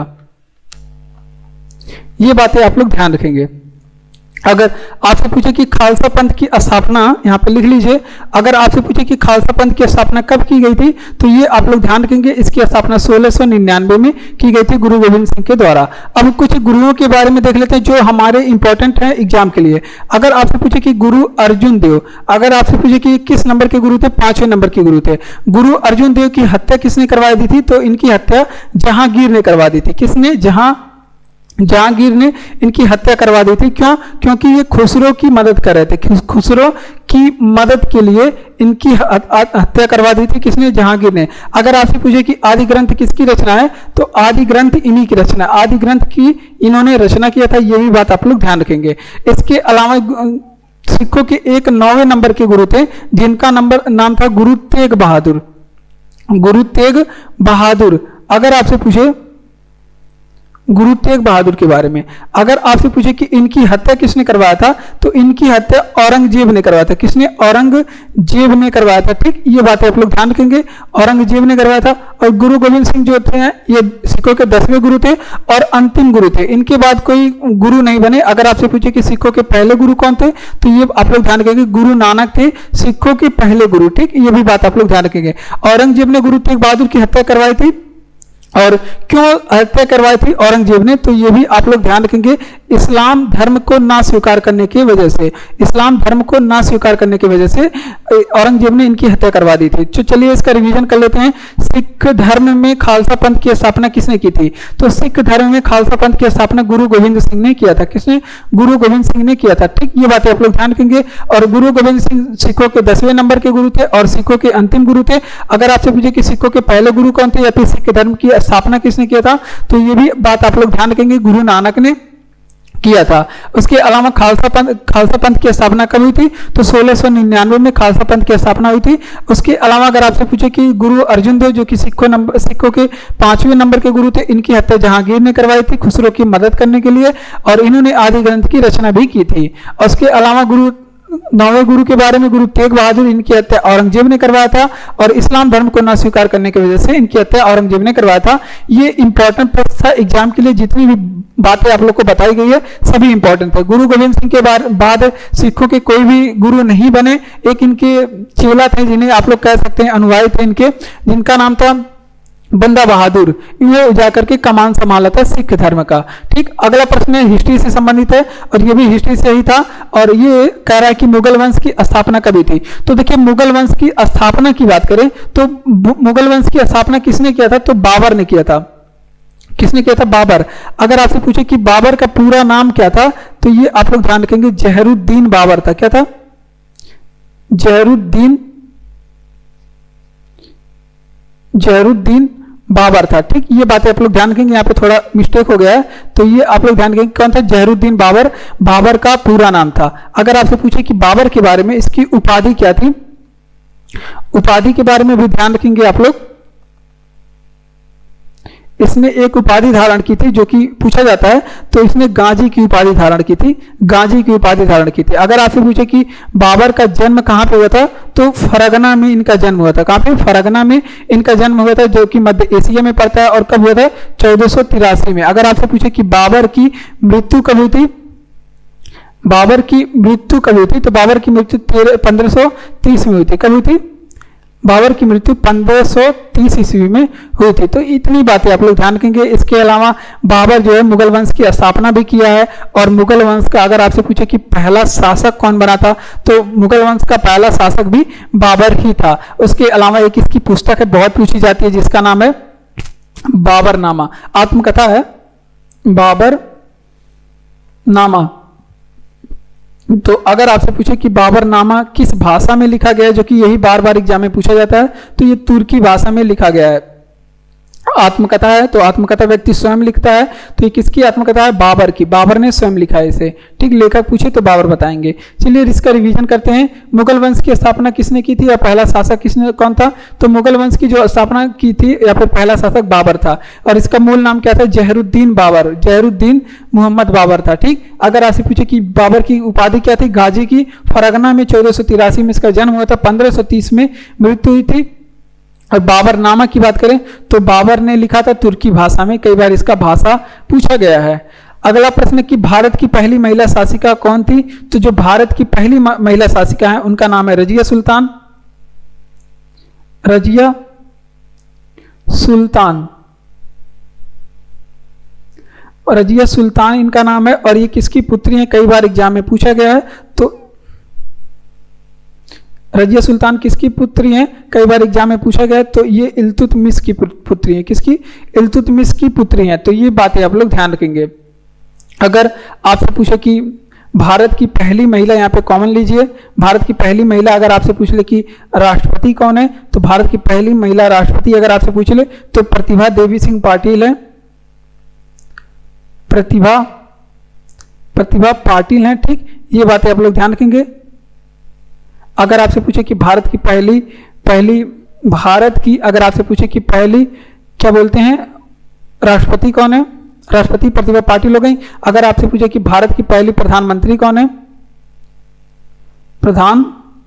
भारत की पहली महिला प्रधानमंत्री तो इंदिरा गांधी है। कौन है? इंदिरा गांधी है। ठीक, ये बातें आप लोग ध्यान रखेंगे। अगर आपसे पूछे कि भारत की पहली महिला मुख्यमंत्री कौन बनी थी, मुख्यमंत्री कौन बनी थी भारत में पहली बार, तो मुख्यमंत्री भारत की पहली महिला मुख्यमंत्री कौन थी? तो ये थी आपके सुचेता कृपलानी। सुचेता कृपलानी जो कि कहाँ की बनी थी? जो कि उत्तर प्रदेश की बनी थी। कहाँ की? यूपी की। अगर आपसे पूछे कि भारत की पहली महिला राज्यपाल कौन बनी थी, राज्यपाल कौन बनी थी? तो सरोजिनी नायडू बनी थी। कौन? सरोजिनी नायडू, जिन्हें सरोजिनी नायडू भी कहा जाता, सरोजिनी नायडू बनी थी। तो इतनी बातें आप लोग ध्यान रखेंगे। पहली महिला आईपीएस पूछ ले, किरण बेदी हैं। तो ये सभी बातें आप लोग ध्यान रखेंगे, बहुत बार आप लोग पढ़े भी हैं। तो देखिए इसका रिवीजन करेंगे कि भारत की पहली महिला शासिका कौन थी, तो रजिया सुल्तान थी भारत की पहली महिला शासिका। और राष्ट्रपति कौन थे? भारत की पहली महिला राष्ट्रपति प्रतिभा पाटिल थी। उसके अलावा अगर आपसे पूछे कि पहली महिला प्रधानमंत्री कौन थी, तो इंदिरा गांधी भारत की पहली महिला प्रधानमंत्री हैं। मुख्यमंत्री कौन है? सुचेता कृपलानी है, भारत की पहली महिला मुख्यमंत्री सुचेता कृपलानी। और उत्तर प्रदेश की बनी थी पहली महिला राज्यपाल, उत्तर प्रदेश की बनने वाली हैं सरोजिनी नायडू हैं। इतनी बातें आप लोग ध्यान रखेंगे। रजिया सुल्तान इल्तुतमिश की पुत्री थी, ये भी पूछा जाता है कि रजिया सुल्तान के पिता का क्या नाम है, ये दोनों बातें पूछा जाता है। अगला प्रश्न कि कथक भारत के किस राज्य का शास्त्रीय नृत्य है? तो कथक जो है ये आपका उत्तर प्रदेश का है। उत्तर प्रदेश, अगर आपसे उत्तर प्रदेश ऑप्शन में नहीं मिलेगा तो आपको मिलेगा उत्तर भारत। क्या मिलेगा ऑप्शन में? उत्तर भारत। तो ये दोनों आप लोग ध्यान रखेंगे। इसके अलावा अगर आपसे पूछे कि लोक नृत्य के बारे, शास्त्रीय नृत्य है ना ये, अगर आपसे पूछे कि उत्तर प्रदेश की कुछ लोक नृत्य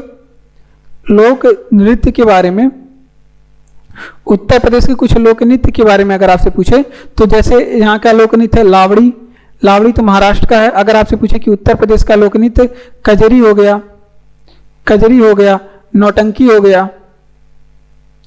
नौटंकी कहाँ का है? उत्तर प्रदेश का। उसके अलावा जोहरी हो गया,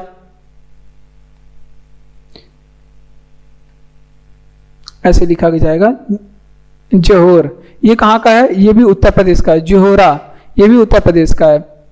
और कथक के बारे में बात करें, प्रसिद्ध कलाकार यहाँ के पूछ लें तो बिरजू महाराज यहाँ के प्रसिद्ध कलाकार हैं कथक के। उसके अलावा लच्छू महाराज आपके, ये सभी यहाँ के प्रसिद्ध कलाकार हैं। तो इतनी बातें आप लोग ध्यान रखेंगे। बिरजू महाराज पूरा लिख लीजिए, महाराज और लच्छू महाराज ये सभी यहाँ के फेमस कलाकार हैं कथक के। तो चलिए इसका रिवीजन करते हैं कि कथक की सम्राज्ञी किसे कहा जाता है, ये भी आप लोग कमेंट बॉक्स में बताएंगे। भारत के किस राज्य का शास्त्रीय नृत्य? कथक भारत के किस राज्य का शास्त्रीय नृत्य? उत्तर प्रदेश का, या फिर ऑप्शन में उत्तर भारत मिलेगा। उत्तर प्रदेश के कुछ लोक नृत्य के बारे में जैसे कजरी हो गया, नौटंकी हो गया, जोहरा हो गया, ये सभी कहाँ का है? उत्तर प्रदेश का है। कथक के कुछ कलाकार जैसे बिरजू महाराज हो गए, लच्छू महाराज, बिरजू महाराज का भी हाल ही में निधन हो गया। बिस्मिल्लाह खां का संबंध किससे है? तो बिस्मिल्लाह खां ये भी देखिए वाद्य यंत्र से संबंधित है। ये शहनाई बजाते हैं और इसके लिए बिस्मिल्लाह खान को भारत रत्न भी दिया गया था। कब दिया गया था? तो इनके लिए इन्हें 2001 में भारत रत्न दिया गया था। और कुछ वादकों के बारे में जैसे अगर आपसे पूछे कि पन्ना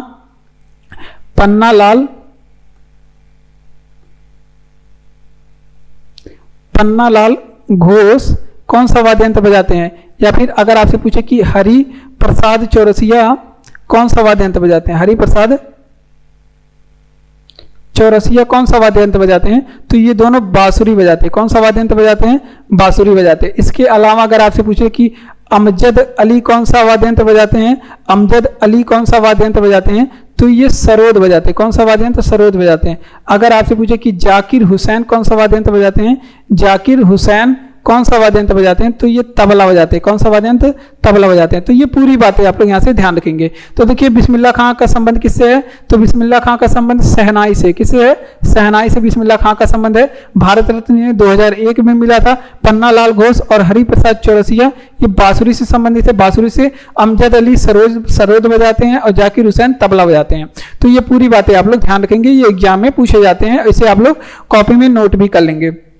अंतरराष्ट्रीय महिला दिवस कब मनाया जाता है? अगर अंतरराष्ट्रीय महिला दिवस पूछे तो आप लोग 8 मार्च बताएंगे। अंतरराष्ट्रीय महिला दिवस 8 मार्च बताएंगे। अगर आपसे पूछ ले कि वहीं पे कि राष्ट्रीय महिला दिवस कब मनाते हैं, राष्ट्रीय महिला दिवस कब मनाते हैं, तो ये आप लोग 13 फरवरी मनाते हैं। 13 फरवरी को दिन मनाते हैं क्योंकि इस दिन सरोजिनी नायडू की जन्मदिन होती है। किसकी? सरोजिनी नायडू का जन्मदिन होता है। ये बातें आप लोग ध्यान रखेंगे। और इसके अलावा अगर आपसे पूछ ले कि बाल दिवस हम लोग कब मनाते हैं? राष्ट्रीय बाल दिवस कब मनाते हैं? तो ये हम लोग राष्ट्रीय बाल दिवस जो है वो 14 नवंबर के दिन मनाते हैं। कब? 14 नवंबर को, क्योंकि इस दिन पंडित जवाहरलाल नेहरू का जन्मदिन होता है। किसका? पंडित जवाहरलाल नेहरू का जन्मदिन होता है। अगर आपसे पूछे कि वहीं पे हम लोग विश्व पर्यावरण दिवस कब मनाते हैं? विश्व पर्यावरण दिवस हम लोग कब मनाते हैं? तो विश्व पर्यावरण दिवस हम लोग 5 जून के दिन मनाते हैं। और 5 जून के दिन यूएनईपी की स्थापना हुई थी। 5 जून 1972 या 73 में यूएनईपी की स्थापना, 1972 में इसकी स्थापना हुई थी, 5 जून 1972 में। अगर आपसे पूछे कि हम लोग राष्ट्रीय उपभोक्ता दिवस कब मनाते हैं? राष्ट्रीय उपभोक्ता दिवस कब मनाते हैं? तो राष्ट्रीय उपभोक्ता दिवस के बारे में बात करें, ये मनाते हैं 24 दिसंबर के दिन। कब मनाते हैं? 24 दिसंबर के दिन। उसके अलावा हिंदी दिवस हम लोग कब मनाते हैं? हिंदी दिवस हम लोग कब मनाते हैं? तो वो मनाते हैं हम लोग 14 सितंबर के दिन। इसी दिन संविधान में हिंदी को राजकीय भाषा राजभाषा का दर्जा दिया गया था। अंतर्राष्ट्रीय महिला दिवस कब मनाते हैं? 8 मार्च के दिन मनाते हैं। राष्ट्रीय महिला दिवस पूछे 13 फरवरी के दिन मनाते हैं क्योंकि इस दिन सरोजिनी नायडू का जन्मदिन होता है। बाल दिवस बच्चे बहुत मानते थे चाचा नेहरू को, इसलिए इस दिन 14 नवंबर के दिन इनके जन्मदिन पर बाल दिवस मनाया जाता है। पर्यावरण दिवस 5 जून को, यूएनईपी की स्थापना 5 जून 1972 को हुई थी। राष्ट्रीय उपभोक्ता दिवस 24 दिसंबर के दिन मनाते हैं। हिंदी दिवस हम लोग कब मनाते हैं? ये 14 सितंबर के दिन मनाते हैं क्योंकि इसी दिन संविधान में हिंदी को राजभाषा का दर्जा दिया गया था। जैन धर्म के अंतिम तीर्थंकर महावीर स्वामी की मृत्यु कहाँ पे हुई थी? तो जैन धर्म के जो अंतिम तीर्थंकर हैं जिनका नाम है महावीर स्वामी, उनकी मृत्यु की बात करें तो वो पावापुरी में हुई थी। कहाँ पे? पावापुरी में हुई थी। और पावापुरी कहाँ पे है? राजगीर में पड़ता है। पावापुरी कहाँ पे है? राजगीर और बिहार में है। कहाँ पे? बिहार में। ठीक, ये बातें आप लोग ध्यान रखेंगे। और इनकी मृत्यु कब हुई थी? तो ये भी आप लोग ध्यान रखेंगे 468 बीसी में हुई थी। अगर आपसे पूछे कि जैन धर्म के अंतिम तीर्थंकर तो महावीर स्वामी हैं, और महावीर स्वामी को जैन धर्म का वास्तविक संस्थापक कहा जाता है। जैन धर्म का वास्तविक संस्थापक कहा जाता है। और ये जैन धर्म के 24 नंबर के तीर्थंकर है। किस नंबर के? 24 नंबर। इसके इनके बाद जैन धर्म में कोई भी तीर्थंकर नहीं बने हैं। अगर आपसे पूछे कि इनकी मृत्यु की बात करें तो पावापुरी में हुई थी, मृत्यु पावापुरी में हुई थी और 468 बीसी में हुई थी। कब हुई थी? 468 बीसी में मृत्यु हुई थी। लेकिन अगर आपसे पूछे कि इनका जन्म कब हुआ था तो इनके जन्म की बात करें तो 540 बीसी में हुई थी। ये भी आप लोग ध्यान रखेंगे 540 बीसी में। और कुंडग्राम वैशाली में हुआ था। कहाँ पे? कुंडग्राम वैशाली में। और महावीर स्वामी का अगर आपसे पूछे कि बचपन का क्या नाम है तो इनके बचपन का नाम है वर्धमान। क्या है बचपन का नाम? वर्धमान। इतनी बातें आप लोग यहाँ से जैन धर्म से याद रखेंगे। जैन धर्म, बौद्ध धर्म, शैव धर्म, ये सभी आप लोग को पढ़ना है क्योंकि बहुत ज्यादा इंपॉर्टेंट है एग्जाम के लिए। यहाँ से प्रश्न पूछे जाते हैं। जैन धर्म के अंतिम तीर्थंकर महावीर स्वामी की मृत्यु कहाँ पे हुई थी? तो पावापुरी में हुई थी। कहाँ पे हुई थी? पावापुरी में हुई थी। और 468 बीसी में इसकी स्थापना हुई थी, राजगीर बिहार में। उसके अलावा जन्म इनका कहाँ पे हुआ था? 540 बीसी में हुआ था। जन्म 540 बीसी में कुंडग्राम वैशाली में हुआ था। और इनका बचपन का नाम क्या था? वर्धमान था। ठीक। बिंबिसार किस वंश का राजा था? तो बिंबिसार जो है हर्यक वंश का राजा था। किस वंश का राजा था? हर्यक वंश का ये राजा था। और बिंबिसार किस वंश का राजा था? ये हिस्ट्री का प्रश्न है, जैन धर्म में ये भी हिस्ट्री का प्रश्न है, ये प्राचीन इतिहास का प्रश्न है, जिसे हम लोग क्या बोलते हैं, प्राचीन इतिहास का प्रश्न है, ये आप लोग ध्यान रखेंगे। बिंबिसार किस वंश का? तो ये हर्यक वंश है, जिसे हर्यक वंश को पितृहंता वंश कहते हैं, पितृहंता वंश कहते हैं, क्योंकि इसमें जो बेटे होते हैं वो अपने पिता की हत्या करके शासन में आते हैं। ठीक, ये बातें आप लोग ध्यान रखेंगे। तो ये हर्यक वंश की बात करें तो ये मगध का पहला राजवंश था। मगध पे कई राजवंशों ने शासन किया, लेकिन जो हर्यक वंश था ये मगध का पहला राजवंश था। तो ये भी आप लोग ध्यान रखेंगे। ठीक, अब बात कर लेते हैं कुछ और इंपॉर्टेंट चीजों के बारे में। जैसे अगर आपसे पूछे कि हर्यक वंश की राजधानी कहाँ पे थी, तो हर्यक वंश की राजधानी राजगृह में थी। कहाँ पे इसकी राजधानी थी? राजगृह में। अगर आपसे पूछे कि बिंबिसार के एक राजवैद्य थे, बिंबिसार के एक राजवैद्य थे जो कि बहुत फेमस है, एग्जाम में पूछे जाते हैं। तो बिंबिसार के एक राजवैद्य का नाम क्या है? इनका नाम है जीवक। ठीक, पीलिया का इलाज किए थे। और इनके पुत्र का क्या नाम है? इनके पुत्र का नाम अजातशत्रु है। अजातशत्रु का मतलब होता है जिनके कोई भी शत्रु ना हो, और यही अपने पिताजी की हत्या कर देते हैं। ठीक, इतनी बातें आप लोग ध्यान रखेंगे। ठीक, और बिंबिसार का उपनाम पूछा जाता है। उपनाम अगर आपसे पूछ ले बिंबिसार का उपनाम क्या है, तो श्रोणिक इनका उपनाम है। क्या है? श्रोणिक इनका उपनाम है। तो इतनी बातें आप लोग ध्यान रखेंगे। देखिए, बिंबिसार किस वंश का राजा था? तो ये हर्यक वंश का राजा था, जिसे पितृहंता वंश भी कहते हैं। अगर आपसे पूछे कि हर्यक वंश जो है मगध का पहला राजवंश था। और बिंबिसार की बात करें तो हर्यक वंश की राजधानी राजगृह में थी। बिंबिसार का जो मूल नाम था वो श्रोणिक था। बिंबिसार का जो है उपनाम क्या था? ये श्रोणिक था। ये बातें आप लोग ध्यान रखेंगे। अगर आपसे पूछे कि इनके राजवैद्य का क्या नाम है, राजवैद्य जीवक हैं, और इनकी पुत्र का नाम अजातशत्रु है। इनकी हत्या इनके पुत्र ने ही किया था। तो इतनी बातें आप लोग ध्यान रखेंगे। और अगला प्रश्न कि संयुक्त राष्ट्र संघ का मुख्यालय कहाँ पे है? संयुक्त राष्ट्र संघ का मुख्यालय न्यूयॉर्क में है, जो कि कहाँ पे है? मैनहट्टन द्वीप पे। कहाँ पे? मैनहट्टन द्वीप। ये भी आप लोग ध्यान रखेंगे, मैनहट्टन द्वीप। और ये कहाँ पे पड़ता है? अमेरिका में है। ठीक, ये बातें आप लोग ध्यान रखेंगे। संयुक्त राष्ट्र संघ के बारे में बात करें, अगर आपसे पूछ ले कि संयुक्त राष्ट्र संघ की स्थापना कब हुई थी, तो ये भी बात आप लोग बताएंगे कि 24 अक्टूबर 1945 को इसकी स्थापना हुई थी। अगर आपसे पूछे कि संयुक्त राष्ट्र संघ में सदस्य देशों की संख्या कितनी है, तो इसमें 193 सदस्य देश हैं। जो सबसे नवीन सदस्य देश है उसका नाम क्या है? दक्षिणी सूडान है, जिसकी राजधानी क्या है? जुबा है। क्या है? दक्षिणी सूडान, जिसकी राजधानी जुबा है। और ये अफ्रीका का एक कंट्री। कहाँ का? अफ्रीका का एक कंट्री है। ठीक, अब कुछ और आगे बात कर लेते हैं, अगर आपसे पूछे कि यूएनओ के अगर आपसे पूछे कि महासचिव कौन है, यूएनओ के महासचिव वर्तमान समय कौन है, इनके वर्तमान समय महासचिव कौन है, तो ये भी आप लोग ध्यान रखेंगे, एंटोनी गुटारेस है। कौन है? एंटोनी गुटारेस इसके महासचिव हैं। और ये कहाँ के रहने वाले हैं? ये पुर्तगाल के रहने वाले हैं। कहाँ के? पुर्तगाल के रहने वाले हैं। उसके अलावा अगर आपसे पूछ पूछे कि यहाँ के पहले महासचिव कौन थे पहले, तो उनका नाम क्या था? ट्रिगवेली था। क्या था? ट्रिगवेली यहाँ के पहले महासचिव हैं, जो कि कहाँ के रहने वाले थे? नॉर्वे के रहने वाले थे। तो इतनी बातें आप लोग ध्यान रखेंगे। अगर आपसे पूछे कि यूएनओ के अंग कितने हैं, पूछ लिए, ये भी एग्जाम में पूछा जाता है, तो ये भी बताएंगे। इसके 6 अंग है। कितने अंग है? 6 अंग है। तो ये सभी बातें आप लोग यहाँ पे ध्यान रखेंगे। संयुक्त राष्ट्र संघ का मुख्यालय कहाँ पे है? न्यूयॉर्क में मैनहट्टन द्वीप पे है। मैनहट्टन द्वीप जो है अमेरिका में आता है। उसके बाद स्थापना 24 अक्टूबर 1945 में, सदस्य देश 193 है। उसके अलावा दक्षिण सूडान इसका सबसे नवीन देश है, जिसकी राजधानी क्या है? जुबा है, और अफ्रीका का एक देश है। उसके अलावा यूएनओ के वर्तमान महासचिव एंटोनी गुटारेस हैं, और ये पुर्तगाल के रहने वाले हैं। पहले महासचिव यूएनओ के ट्रिगवेली हैं, जो कि नॉर्वे के रहने वाले हैं। बढ़ेंगे अपने अगले प्रश्न की ओर। अगला प्रश्न कि भारत में प्रथम सत्याग्रह गांधी जी ने कहां से शुरू किया था?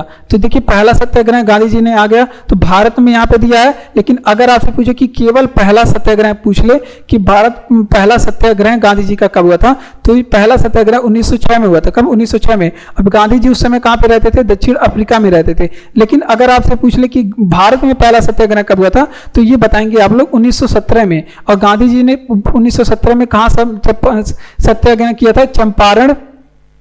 चंपारण में किया था। चंपारण कहाँ पे पड़ता है? बिहार में। चंपारण बिहार में महात्मा गांधी जी ने अपना पहला सत्याग्रह चंपारण बिहार में किया था। और ये क्या था? पहला चंपारण सत्याग्रह क्या था? तो ये नील की खेती के संबंध में था। नील की खेती के संबंध में था। तीन कटिया प्रथा चलाया जा रहा था। नील की खेती को क्या कहते थे वहां पे? तीन कटिया प्रथा, यानी कि 20 कट्टे जमीन में से आपको 3 कट्टे जमीन पर नील की खेती करना पड़ता था। ये सा अंग्रेजों का कहना था और ये इसे कहा जाता है 3 कटिया प्रथा। ठीक, ये बातें आप लोग ध्यान रखेंगे। और ये पूछा जाता है कि प्रथम सत्याग्रह के लिए चंपारण में गांधी जी को आमंत्रण किसने किया? आमंत्रण का मतलब है कि किसने सत्याग्रह के लिए गांधी जी को बुलाया। तो ये भी आप लोग ध्यान रखेंगे, राजकुमार शुक्ल ने बुलाया था। किसने? राजकुमार शुक्ल ने इन्हें बुलाया था। अब यह भी पूछा जाता है एग्जाम में कि जब सत्याग्रह करने गए चंपारण में तो गांधी जी के साथ और कौन कौन से लोग गए थे? तो गांधी जी के साथ एक तो डॉक्टर राजेंद्र प्रसाद थे। कौन थे? डॉक्टर राजेंद्र प्रसाद थे। ये बातें आप लोग ध्यान रखेंगे, डॉक्टर राजेंद्र प्रसाद थे। और इनके साथ में एक लोग और थे जिनका नाम था अनुग्रह नारायण। क्या था? अनुग्रह नारायण। ठीक, ये बातें आप लोग ध्यान रखेंगे। चलिए इसका रिवीजन कर लेते हैं। जैसे अगर आपसे पूछे कि भारत में प्रथम सत्याग्रह गांधी जी ने कहां से शुरू किया था, तो 1917 में चंपारण बिहार में इन्होंने पहला सत्याग्रह किया था। कहां पे? चंपारण बिहार में। और नील की खेती के संबंध में था, 3 कटिया प्रथा जिसे कहा जाता था। और इनके आमंत्रण के लिए राजकुमार शुक्ल ने इन्हें बुलाया था। और राजेंद्र प्रसाद और इनके साथ में गए थे अनुग्रह नारायण सिंह भी इनके साथ में गए थे। भारतीय स्टेट बैंक की स्थापना कभी थी? तो भारतीय स्टेट बैंक मोस्ट इंपॉर्टेंट प्रश्न है और ये इकोनॉमी का प्रश्न है और ये बहुत ज्यादा इंपॉर्टेंट है एग्जाम के लिए, क्योंकि ये एग्जाम में पूछा जाता है। भारतीय स्टेट बैंक की स्थापना की बात करें तो देखिए 3 बैंकों को मिलाकर के भारतीय स्टेट बैंक बनाया गया। अब कब बनाया गया ये हम देखते हैं। जैसे बैंक ऑफ कोलकाता, जिसे क्या कहा जाता है? Bank of Bengal. ठीक, बैंक ऑफ बंगाल, इसकी स्थापना हुई थी 1806 में। और बैंक ऑफ बॉम्बे जिसकी स्थापना कब हुई थी? बैंक ऑफ बॉम्बे, इसकी स्थापना हुई थी 1840 में। कब हुई थी इसकी स्थापना? 1840 में। बैंक ऑफ मद्रास, इसकी स्थापना कब हुई थी? इसकी स्थापना हुई थी 1843 में। इन तीनों बैंकों को मिला करके 1921 में मिला करके इंपीरियल बैंक बनाया गया। कौन सा बैंक? इंपीरियल बैंक बनाया गया। और इंपीरियल बैंक का राष्ट्रीयकरण किया गया। 1949 में। कब किया गया? 1949 में इसका राष्ट्रीयकरण इंपीरियल बैंक का अगर आपसे पूछे कि राष्ट्रीयकरण कब हुआ था, तो 1949 में आरबीआई का राष्ट्रीयकरण हुआ था। और इंपीरियल बैंक का राष्ट्रीयकरण हुआ था 1 जुलाई 1955 में। कब? 1 जुलाई 1955 में। तब जाकर के इसका नाम क्या हो गया? तब जाकर के इसका नाम हो गया एसबीआई, भारतीय स्टेट बैंक। तो ये अगर आपसे पूछे कि भारतीय स्टेट बैंक की स्थापना कब हुई थी, तो आप लोग बताएंगे कि 1955 में हुई थी। कब? 1955 बताएंगे इसकी स्थापना। अगर आपसे पूछे कि भारतीय स्टेट बैंक का मुख्यालय कहाँ पे है, तो भारतीय स्टेट बैंक का मुख्यालय पूछेगा तो मुंबई में बताएंगे। मुंबई में। अगर आपसे पूछे कि इसके हेड कौन है, तो दिनेश खारा जी हैं। इसके हेड कौन है? दिनेश खारा जी। तो इतनी बातें आप लोग ध्यान रखेंगे। चलिए इसका रिवीजन कर लेते हैं। देखिए भारतीय स्टेट बैंक की स्थापना कब हुई थी, तो 1955 में भारतीय स्टेट बैंक की स्थापना हुई थी। बैंक ऑफ बंगाल की स्थापना 1806 में। बैंक ऑफ बॉम्बे की स्थापना 1840 में। बैंक ऑफ मद्रास की स्थापना 1843 में। इन तीनों बैंकों को मिलाकर के 1921 में इंपीरियल बैंक बनाया गया, जिसका राष्ट्रीयकरण 1 जुलाई 1955 में किया गया था। और भारतीय स्टेट बैंक की स्थापना इसको बनाया गया, भारतीय स्टेट बैंक। और इसका मुख्यालय मुंबई में है। इसके हेड कौन है? दिनेश खारा जी इसके हेड है। ठीक, शिवाजी को किसने कैद किया था, तो शिवाजी को देखिए औरंगजेब ने कैद कर लिया था। किसने? औरंगजेब ने शिवाजी को कैद कर लिया था। अब कब किया गया था, तो ये भी आप लोग ध्यान रखेंगे। 1666 में शिवाजी को अंग्रेज ने कैद कर लिया गया था। ये कर लिया था। ये भी पूछा जाता है इस औरंगजेब ने शिवाजी को कैद करके कहाँ पे रखा था, तो जयपुर भवन में शिवाजी को अंग्रेजों ने कैद करके रखा था। ये भी बात आप लोग ध्यान रखेंगे। वैसे शिवाजी के बारे में कुछ चीज़ें देखें तो जो ज़्यादा पूछी जाती है, अगर आपसे पूछे कि इनका जन्म कहाँ पे हुआ था, तो सिवनेर के दुर्ग में इनका जन्म हुआ था। सिवनेर के दुर्ग में शिवाजी का जन्म हुआ था। अब कब हुआ था, तो ये भी आप लोग ध्यान रखेंगे 1627 में। कब हुआ था, 1627 में इनका जन्म हुआ था। इनके समय में 2 कर बहुत इंपॉर्टेंट थे, ये भी आप लोग ध्यान रखेंगे। इनके समय में चौथ नामक कर लिया जाता था और सरदेश मुखी नामक कर लिया जाता था। सरदेश मुखी नामक कर लिया जाता है। इनकी जो मंत्रिमंडल थी वो अष्टप्रधान थी, ये भी पूछा जाता है। उसमें सर्वोच्च जो पद था वो किसका था, प्रधानमंत्री, जिसे पेशवा कहा जाता था। और शिवाजी का अगर आपसे पूछे कि अंतिम सैन्य अभ्यास कौन था, अंतिम सैन्य अभियान कहां पे किए थे, शिवाजी ने अंतिम सैन्य अभियान कहां पे किया था, तो ये कर्नाटक में किए थे। कहां पे, कर्नाटक में किए थे। तो ये सारी बातें आप लोग ध्यान रखेंगे। चलिए इसका रिवीजन करते हैं कि शिवाजी को किसने कैद कर लिया था, तो औरंगजेब ने शिवाजी को कैद कर लिया था 1666 में, और इन्हें रखा था जयपुर भवन में। ठीक। शिवाजी का जन्म पूछे तो सिवनेर के दुर्ग में हुआ था 1627 में। चौथ और सरदेश मुखी इनके नाम, इनके समय के 2 कर थे, इंपॉर्टेंट थे। और अंतिम सैन्य अभ्यास इन्होंने कर्नाटक का किया था। ये बातें आप लोग ध्यान रखेंगे। अगला प्रश्न है कि सार्क दक्षेस का सबसे नवीनतम सदस्य कौन है, तो सार्क जिसे दक्षेस भी कहते हैं, नवीनतम सदस्य इनका है अफगानिस्तान। कौन सा है, अफगानिस्तान है। ठीक। अब सार्क के बारे में कुछ इंपॉर्टेंट प्रश्न देख लेते हैं।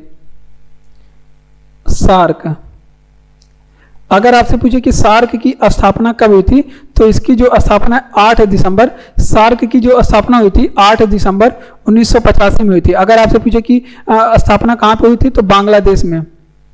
अगर आपसे पूछे कि बांग्लादेश के ढाका में इसकी स्थापना हुई थी, ढाका लिखेंगे, बांग्लादेश नहीं, ढाका बांग्लादेश की राजधानी, आप लोग समझ जाएंगे। और सार्क के बारे में बात करें, स्थापना 1985 में हो गई थी। अगर आपसे पूछे कि इसमें सदस्य देश कितने हैं, तो सदस्य देशों की संख्या 8 है, अभी बता रहे हैं। अगर आपसे पूछे कि इनका सार्क का हेडक्वार्टर कहाँ पे है, तो काठमांडू में है, काठमांडू। और काठमांडू कहाँ पे है, तो ये नेपाल की राजधानी है, नेपाल की राजधानी है काठमांडू। इसके अलावा सदस्य कौन कौन से हैं, तो अफगानिस्तान, पाकिस्तान, आप लोग ध्यान रखेंगे, अफगानिस्तान, पाकिस्तान। उसके अलावा नेपाल हो गया, नेपाल। उसके अलावा पाकिस्तान, अफगानिस्तान, नेपाल, चीन, भूटान, और जहां पे स्थापना हो गया था बांग्लादेश। एक चीज आप लोग ध्यान रखेंगे, इसमें म्यांमार नहीं है, म्यांमार इसमें नहीं है, भारत और मालदीव। तो इस तरह से यहाँ पे 8 देश हो गए ना, इस तरह से यहाँ पे 8 देश इसके सदस्य हैं। तो चलिए इसका रिवीजन कर लेते हैं। म्यांमार इसका सदस्य नहीं है। एग्जाम में बच्चे कंफ्यूज हो जाते हैं, उनके लगता है कि भारत के जो पड़ोसी देश हैं वही इसके सदस्य हैं, तो म्यांमार भी पड़ोसी देश है तो वो भी इसका सदस्य होगा, तो ऐसा कुछ भी नहीं है। सार्क या फिर दक्षेस का सबसे नवीनतम सदस्य देश कौन सा है, तो अफगानिस्तान है। अगर आपसे पूछे कि सार्क की स्थापना कब हुई थी, तो 8 दिसंबर 1985 को सार्क की स्थापना ढाका में हुई थी। और सदस्य देश 8 हैं इसमें, काठमांडू नेपाल में इसके जो है हेडक्वार्टर है। और अफगानिस्तान की बात करें तो अफगानिस्तान, पाकिस्तान, नेपाल, चीन, भूटान, बांग्लादेश और भारत। तो इसमें यहाँ पे 8 इसके सदस्य देश हैं। कर्नाटक का कंबाला त्योहार किससे संबंधित है, तो जो कर्नाटक का जो कंबाला फेस्टिवल है वो किससे संबंधित है, तो वो भैंसों की दौड़ से संबंधित है, भैंसों की दौड़ से संबंधित है। और भैंसों की दौड़ और कर्नाटक जो फेस्टिवल कहाँ का है, कंबाला जो फेस्टिवल है कर्नाटक का। अब कुछ चीज़ों जैसे अगर आपसे पूछे कि मुर्गों की लड़ाई कहाँ पे करवाई जाती है, मुर्गों की लड़ाई कहाँ पे कराई जाती है, तो वो आप लोग ध्यान रखेंगे। मुर्गों का लड़ाई जो है कई राज्यों में कराया जाता है, लेकिन मुख्य रूप से झारखंड में ये फेमस है मुर्गों की लड़ाई। ठीक। अगर आपसे पूछे कि वहीं पे पोंगल त्योहार कहाँ पे मनाते हैं, पोंगल त्योहार कहाँ पे मनाते हैं, तो पोंगल जो है तमिलनाडु में मनाते हैं, तमिलनाडु में। यहाँ पे एक खेल खेला जाता है जिसका क्या नाम है, जल्लीकट्टू। कौन सा खेल खेला जाता है, जल्लीकट्टू। तो ये भी आप लोग ध्यान रखेंगे। उसके अलावा अगर आपसे पूछे कि पोंगल हो गया, ओणम अगर आपसे पूछे कहाँ पे मनाया जाता है, ओणम, तो वो आपकी सर्प नौका दौड़ होता है, सर्प नौका सर्प नौका दौड़, यानी कि बड़ा बड़ा नाव होते हैं, सांप के आकार का बहुत बड़ा बड़ा नाव होता है, उससे रेस कराया जाता है। तो सर्प नौका दौड़ जो होता है वो आपके केरल में मनाया जाता है। केरल में अगर आपसे पूछे कि वहीं पर नवरोज नामक फेस्टिवल हम लोग कहाँ पे मनाते हैं, नवरोज नामक फेस्टिवल कहाँ पे मनाते हैं, तो नवरोज जो फेस्टिवल है ये आपके पारसी समुदाय का है, पारसी समुदाय का।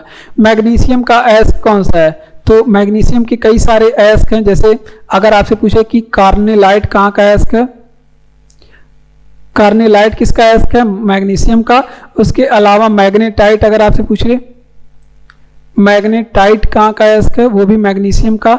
उसके अलावा डोलोमाइट अगर आपसे पूछ ले, डोलोमाइट कहाँ का अयस्क है, वो भी मैग्नीशियम का है। और अगर आपसे पूछे कि मैग्नीशियम उपस्थित कहाँ पे होते हैं, तो मैग्नीशियम उपस्थित के बारे में बात करें तो हरित लवक में मैग्नीशियम उपस्थित होते हैं। कहाँ पे, हरित लवक में मैग्नीशियम उपस्थित होते हैं, जिसे क्लोरोफिल भी कहा जाता है, क्लोरोफिल में मैग्नीशियम उपस्थित होते हैं। ठीक, तो इतनी बातें आप लोग ध्यान रखेंगे। मैग्नीशियम का अयस्क कौन सा है, तो मैग्नीशियम का अयस्क हमारे पास कई हैं, जैसे कार्नेलाइट हो गया, मैग्नेटाइट हो गया, डोलोमाइट हो गया, ये सभी मैग्नीशियम के अयस्क है, जिसे आप लोग कॉपी में नोट करेंगे। मैग्नीशियम उपस्थित कहाँ पे होता है, तो ये हरित लवक में उपस्थित होते हैं, क्लोरोफिल। उसके अलावा बात कर रहे हैं कर्नाटक त्यौहार जो है, कंबालक का त्यौहार कर्नाटक का है, भैंसों की दौड़ इसमें कराई जाती है। नवरोज पारसियों का समुदाय त्यौहार है, और मुर्गों की लड़ाई झारखंड में कराई जाती है। पोंगल त्यौहार तमिलनाडु में, जिसे जल्लीकट्टू खेल इसमें खेला जाता है। ओणम सर्प नौका दौड़ इसमें कराया जाता है। बोट का रेस होता है, बड़े बड़े नाव होती हैं, उससे रेस लगाया जाता है। बढ़ते हैं अपने अगले प्रश्न की ओर। तो जय हिंद, ये था आपका क्लास जिसे हमने आप लोग को कराया, और इसको आप लोग 2 बार पढ़ लीजिए और आप इसका नोट्स भी बना लीजिए। नोट्स नहीं बना पाते तो पीडीएफ चैनल का लिंक डिस्क्रिप्शन में दिया गया, आप वहां पे जाकर के इसको पढ़ सकते हैं। तो धन्यवाद, जय हिंद, मिलते हैं अगले वीडियो में। तब तक के लिए आप लोग पढ़ते रहिए, खूब पढ़ते रहिए, खूब पढ़ते रहिए, खूब पढ़ते रहिए, खूब पढ़ते रहिए, खूब पढ़ते रहिए। धन्यवाद।